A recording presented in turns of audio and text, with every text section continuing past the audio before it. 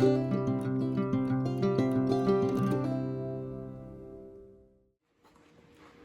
you ever have too many scraps? Never! Hey, stop that! No! Ah!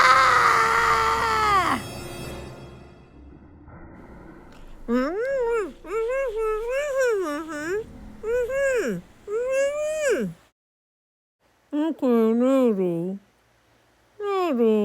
you can. Let's make some quilts. That sounds like a better plan. Hi, my name is Lori. Welcome to my We Are Quilters channel. This is episode 4 of my Scrappy Happy series, all about scraps and making them. Let's go.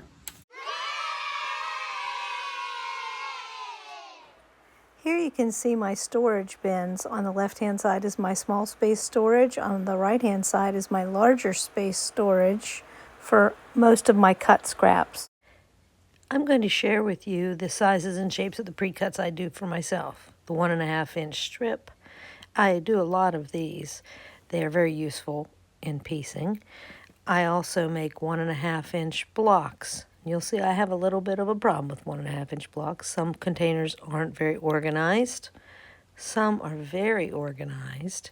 We'll make blocks with these in the next video in the series. And there's some more containers. And I also have pieces, triangle pieces, to make those little 1.5 inch squares that'll be used in the next. Oh, and here's my favorite, 2.5 inch squares. I started with these when I started cutting things into scraps, and you'll see those storage bins are full. Triangles to make 2.5 inch squares, because you never know when you'll need those. And then there are also the bonus triangles. We'll talk about those in another episode. 2.5 inch strips. You'll notice these bins, there aren't very many things in these bins because they usually get cut up into 2.5 inch squares.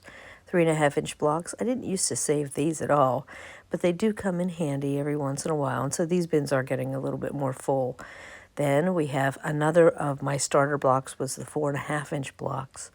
And these come in handy quite a bit. So these containers are pretty big. Sorted by color. When I'm tired of cutting things into little pieces, I start sorting by color. And here you can see the big basket of bags that are sorted by color. Here is an example of the green bag, and then the teal bag. It doesn't have to have a lot of teal. Sometimes it makes its way in there for just a stripe of teal. Then the background blenders container.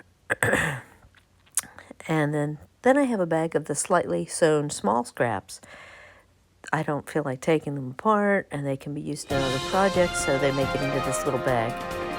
Now we have the to be sorted. Just 2 examples. There are lots more of these to be sorted things hanging out in my sewing rooms, but there's a couple examples. And there are also bins. And now it's time to get to work with some trimming tools. Here are some of my favorites. This is the Olipfa ruler. It was my original ruler. I've added a handle to it to make it easier to use. It has a 45-degree angle at one end. You could use any ruler, but this one's one of my favorites. And then there are actual block sizes, 2.5, 3.5, a fussy cut 2.5, a ruler to trim up flying geese. I do have other sizes, 4.5 also. Now we're ready to make some pre-cut blocks. You'll notice this piece of fabric needs ironed. If you do not iron, it will not be accurate. Here's my little ironed pile. A piece with little pictures on it. It falls within the 2.5 inch range on the ruler, so I'm going to trim it off. And I do turn things. I have a rotary mat here, but I like to turn things and pat and straighten. And make sure you're using the registration lines on your ruler. Double check, triple check. And you'll notice that there's a little spot where I'm putting my finger on the cutter. Make sure you're using that straight up and down and use your finger on that spot. Here I'm going to use the fussy cut ruler to pick out the best pick. Why not? You can use a regular ruler to do this, but since I have a fussy cut ruler, I bought it at a yard sale at a pack. And why not? And I'm going to use the regular ruler because it's easier for me to see the registration lines and make sure that it's straight. Another scrap. Oh, this could be a nice 2.5. Oh, but it'll fit in the 3.5.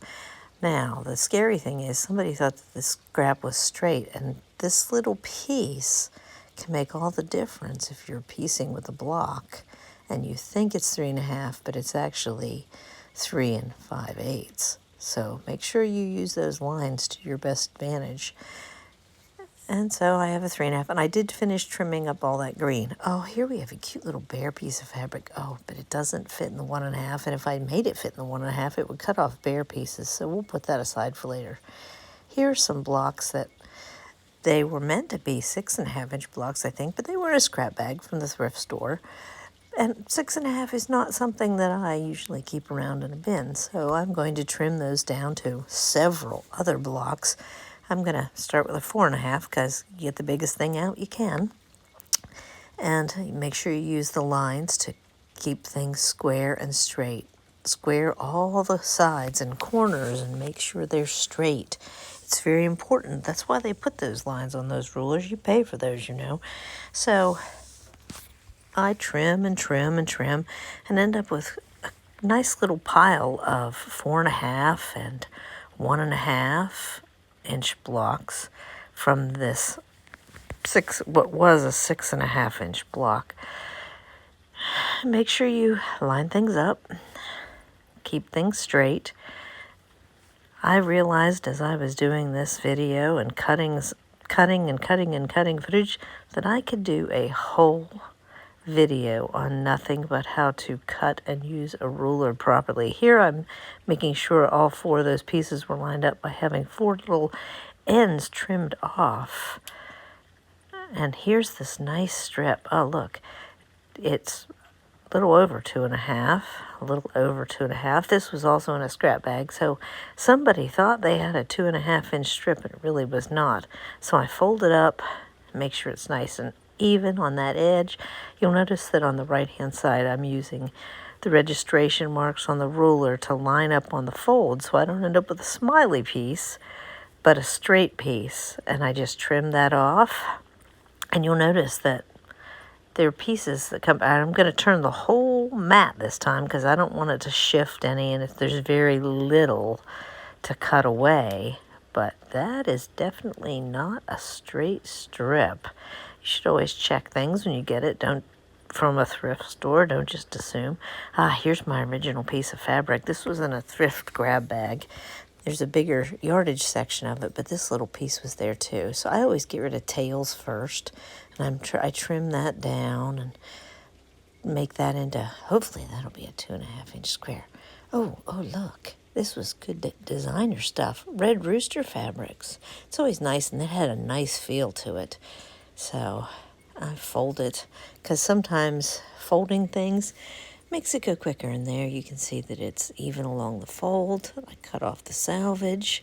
You don't want to let the salvage in. It shrinks at a different rate because it's where they bound it all together.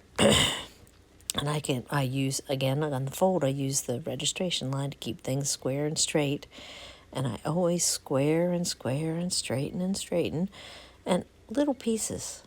At the end, I'll show you my little pile of garbage and trimmings from all that I did. And I cut some of the squares out just because this video was taking so long to make.